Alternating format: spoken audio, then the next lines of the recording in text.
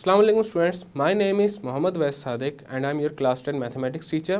Students, last lecture में हमने properties of union and intersection में जो हमारे पास प्रॉपर्टी थी distributive property of intersection over union उसका प्रूफ किया था और उसके बाद हमने डी मॉर्गन्स लॉ को स्टार्ट किया था। डी मॉर्गन्स लॉ में इसका जो पहला प्रूफ है हमने वो वाला किया था और आज के लेक्चर में डी मॉर्गन्स लॉ का हम सेकंड प्रूफ करेंगे। तो आए चलते हैं वाइट बोर्ड की तरफ।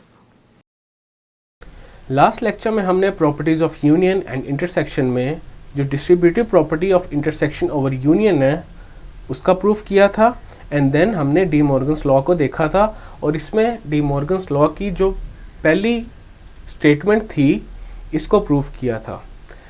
तो जो दूसरी स्टेटमेंट है डी मॉर्गन्स लॉ की आज के लेक्चर में हम उसको प्रूफ करेंगे। ये जो पहली स्टेटमेंट थी ये हम ऑलरेडी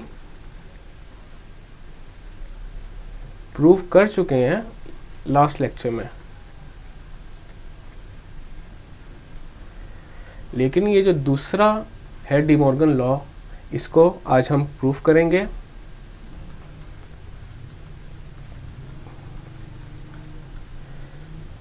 अब जो ये डी मॉर्गन लॉ की दूसरी स्टेटमेंट है वो क्या है? Complement of A intersection B is equal to A complement union B complement. Complement of a set की डेफिनेशन को एक दफ़ा रिकॉल कर लेते हैं।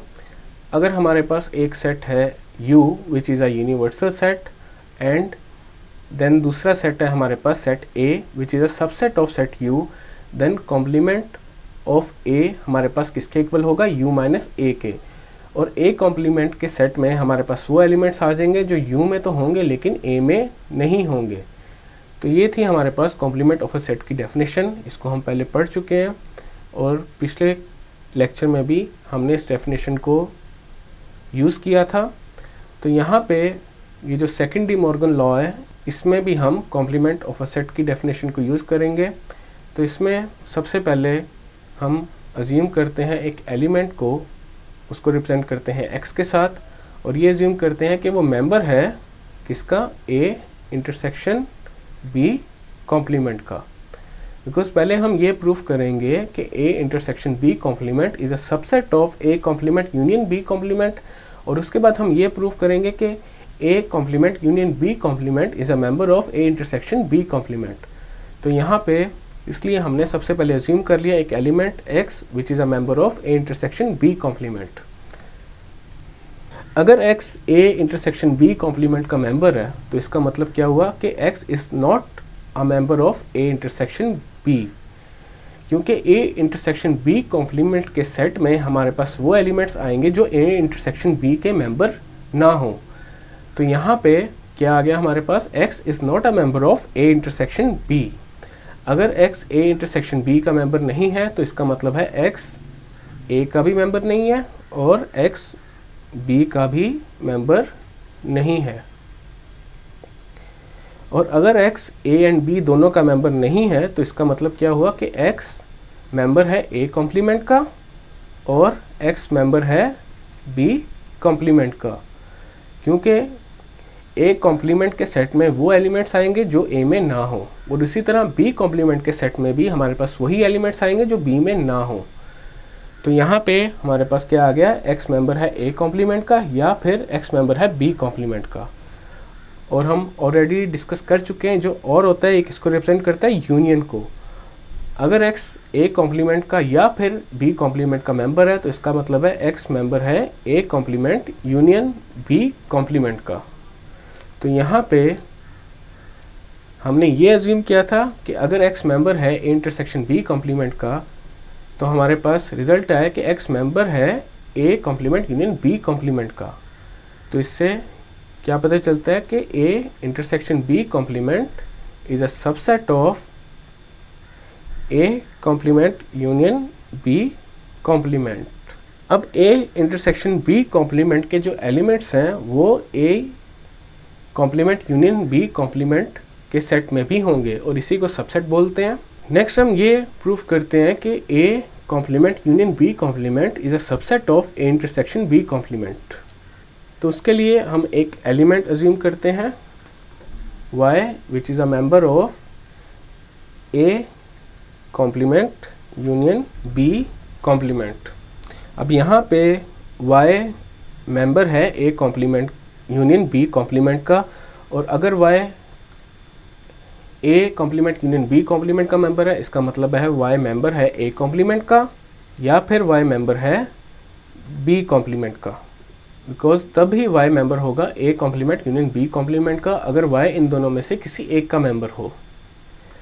अब यहाँ पे देखा जा सकता है अगर y A कॉम्प्लीमेंट का मेंबर है, इसका मतलब y is not a member of A। अगर y A का मेंबर नहीं होगा तभी y A कॉम्प्लीमेंट का मेंबर होगा। Similarly y is not a member of B, तो इसका मतलब होगा y is not a member of A intersection B। और अगर y A इंटरसेक्शन B का मेंबर नहीं है तो इसका मतलब है y किसका मेंबर है? Complement of A intersection B, क्योंकि complement of A intersection B में वही एलिमेंट्स आएंगे जो A इंटरसेक्शन B में ना हो। तो यहाँ पे हमने क्या अज्यूम किया था कि y मेंबर है A complement union B complement का, और रिजल्ट हमारे पास क्या आ रहा है? y is a member of A intersection B complement. तो यहाँ पे हमारे पास नेक्स्ट क्या आ जाएगा? A complement union B complement is a subset of A intersection B complement. अब यहाँ पे A complement union B complement के जो मेंबर्स होंगे वो किसके मेंबर्स होंगे? A इंटरसेक्शन B कॉम्प्लीमेंट के भी मेंबर्स होंगे। और इससे पहले हमने ये प्रूफ किया था कि A intersection B complement is a subset of A complement union B complement. तो इन दोनों स्टेटमेंट्स को यूज़ करते हुए हम कह सकते हैं कि A intersection B complement is equal to A complement union B complement. तो ये हमारे पास जो दूसरा डी मॉर्गन लॉ था उसका प्रूफ है। अब इसकी एक एग्जांपल कर लेते हैं इसको वेरीफाई करने के लिए। तो हम 3 सेट्स अज्यूम करते हैं। सबसे पहले यूनिवर्सल सेट, ये हम कंसीडर कर लेते हैं 1 2 3 4 5 एंड 6। देन हम अज्यूम करते हैं सेट A को, that should be a subset of set U, तो ये कर लेते हैं 2 3 4। एंड सेट B अज्यूम कर लेते हैं 1 4 5 एंड 6 को। सबसे पहले हम लेफ्ट हैंड साइड को सॉल्व करते हैं, which is complement of A intersection B। तो ये किसके इक्वल होता है? Universal set minus A intersection B। Universal set है हमारे पास 1 2 3 4 5 6 माइनस A एंड B का अब इंटरसेक्शन लेंगे। इंटरसेक्शन हमारे पास क्या होता है? अगर 2 सेट्स हैं तो उनके जो कॉमन एलिमेंट्स हैं वो इंटरसेक्शन के सेट में आ जाते हैं। A एंड B में हमारे पास एक ही कॉमन एलिमेंट है और वो क्या है? 4। अब हमने यहाँ पे यूनिवर्सल सेट में से माइनस कर देना है A इंटरसेक्शन B के सेट को। तो जब माइनस करेंगे या फिर कॉम्प्लीमेंट लेंगे तो हमारे पास वो एलिमेंट्स आ जाएंगे जो U में हो लेकिन A इंटरसेक्शन B के सेट में ना हो। तो यहाँ पे आ जाएगा 1 2 3 5 6। 4 यहाँ पे नहीं है बिकॉज 4 यूनिवर्सल सेट में भी है और A इंटरसेक्शन B के सेट में भी है, तो ये complement of A intersection B के सेट में नहीं आएगा। ये आगे हमारे पास लेफ्ट हैंड साइड। अब हम देखते हैं राइट हैंड साइड को, which is A complement union B complement. अब A कॉम्प्लीमेंट किसके इक्वल होता है? यूनिवर्सल सेट माइनस A के, और इसका यूनियन ले रहे हैं। यहाँ पे आ जाएगा यूनियन, देन आ जाएगा यूनिवर्सल सेट माइनस B। तो सबसे पहले यहाँ पे यूनिवर्सल सेट लिखते हैं, विच इज़ 1 2 3 4 5 6, और ये माइनस करेंगे A को इसमें से। A है हमारे पास 2 3 4, और इसका यूनियन लेंगे पूरे सेट का किसके साथ? यूनिवर्सल सेट माइनस B, और B का सेट है 1 4 5 6। अब इसको सॉल्व कर लेते हैं। सबसे पहले U माइनस A में हमारे पास क्या आएगा? वो एलिमेंट्स आ जाएंगे जो U में हो लेकिन A में ना हो। तो यहाँ पे आ जाएगा 1 5 6, बिकॉज ये वो एलिमेंट्स हैं जो U में है लेकिन A में नहीं है। देन यूनियन लेंगे इसका U माइनस B के साथ। U माइनस B के सेट में हमारे पास क्या आ जाएगा? वो एलिमेंट्स जो U में हो लेकिन B में ना हो। तो सबसे पहले हमारे पास आ जाएगा 2, देन आ जाएगा 3 एंड दैट्स इट, बिकॉज बाकी जितने भी एलिमेंट्स हैं वो सारे बी में हैं, तो इस वजह से u माइनस बी के सेट में वो नहीं आएंगे। अब हमारे पास u माइनस ए भी आ गया एंड u माइनस बी भी आ गया, इनका यूनियन ले लेते हैं। यूनियन में हमारे पास दोनों सेट्स के एलिमेंट्स आ जाएंगे, तो ये आ जाएगा 1 2 3 5 एंड 6। ये आ गए हमारे पास राइट हैंड साइड, और लेफ्ट हैंड साइड थी हमारे पास 1 2 3 5 6, और राइट हैंड साइड भी है हमारे पास 1 2 3 5 6। तो यहाँ पे हम कह सकते हैं कि A intersection B complement is equal to A complement union B complement. तो ये जो सेकंड डी मॉर्गन लॉ था, इसका हमने प्रूफ भी कर लिया और इसको वेरीफाई भी कर लिया with the help of an example.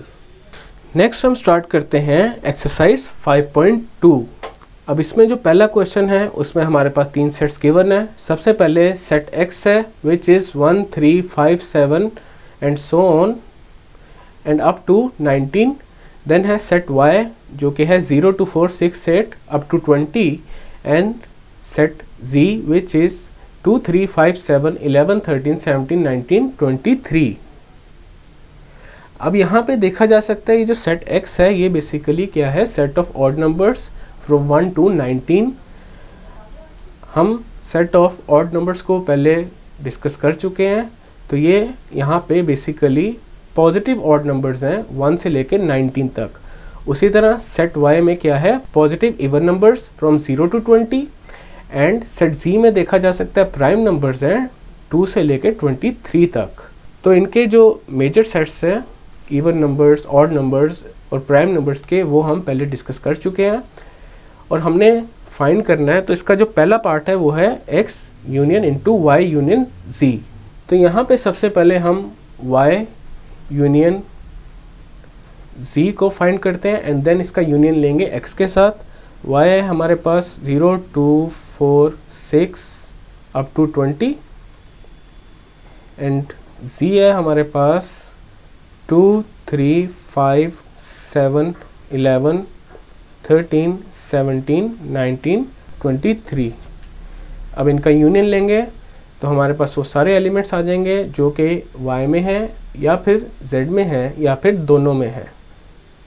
तो ये आ जाएगा हमारे पास 0 2 3 4 5 6 7 8 10 11 12 13 14 16 17 18 19 20 एंड 23। तो ये आ गया हमारे पास Y यूनियन Z। अब हम X का यूनियन लेते हैं Y यूनियन Z के साथ, जो कि हमारे क्वेश्चन में गिवन है। तो यहाँ पे लिखते हैं X union Y union Z। X हमारे पास क्या है 1 3 5 7 और अप टू 19, और इसका यूनियन लेना है Y यूनियन Z के साथ है विच इज़ 0 2 3 4 5 6 7 8 10 11 12 13 14 16 17 18 19 20 एंड 23। तो यूनियन में अब हमारे पास क्या होगा, इन दोनों सेट्स के सारे एलिमेंट्स आ जाएंगे और कोई भी एलिमेंट रिपीट नहीं होगा। तो यहाँ पे आ जाएगा 0 1 2 3 4 5 6 7 8 9 10 11 12 13 14 15 16 17 18 19 20 एंड 23। तो ये आ गया हमारे पास X union into Y union Z। जो क्वेश्चन 1 का पार्ट 2 है वो है X union Y into union Z। तो इसमें सबसे पहले हम X यूनियन Y को फाइंड कर लेते हैं x हमारे पास क्या है, set of odd numbers from 1 to 19, तो ये आ जाएगा 1 3 5 7 up to 19 union set y क्या है, set of even numbers from 0 to 20, तो ये आ जाएगा 0 2 4 6 अप टू 20। अब जब set x and set y का यूनियन लेंगे तो यूनियन में हमारे पास 100 एलिमेंट्स आ जाएंगे जो या तो x में हो या फिर y में हो या फिर दोनों में हो। तो यहाँ पे जो यूनियन लेने के बाद एलिमेंट्स आएंगे वो आएंगे 0 1 2 3 4 5 6 7 और ये कहाँ तक जाएंगे, 20 तक। अब हमने x यूनियन y का यूनियन लेना है z के साथ।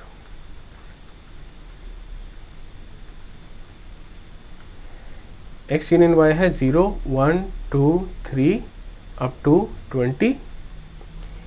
यूनियन लेना है z के साथ विच इज 2 3 5 7 11 13 17 19 एंड 23। अब इनके यूनियन में हमारे पास ये सारे एलिमेंट्स आ जाएंगे जो दोनों सेट्स के अंदर है और कोई भी एलिमेंट रिपीट नहीं करेंगे। तो ये आ जाएगा 0 1 2 3 4 5 और ये 20 तक जाएगा और ये जो एलिमेंट है 23 साथ ये आ जाएगा। तो ये आ गया हमारे पास x union y into union z। Students, आज के लेक्चर में हमने डी मॉर्गन्स लॉ का सेकंड प्रूफ किया और उसके बाद एक्सरसाइज 5.2 स्टार्ट की। हमने एक्सरसाइज 5.2 का क्वेश्चन 1 का पार्ट 1 एंड पार्ट 2 कंप्लीट किया था। नेक्स्ट लेक्चर में हम क्वेश्चन 1 के पार्ट 3 से कंटिन्यू करेंगे। मैं उम्मीद करता हूँ आपको आज का लेक्चर समझ में आया होगा। मिलते हैं नेक्स्ट लेक्चर में।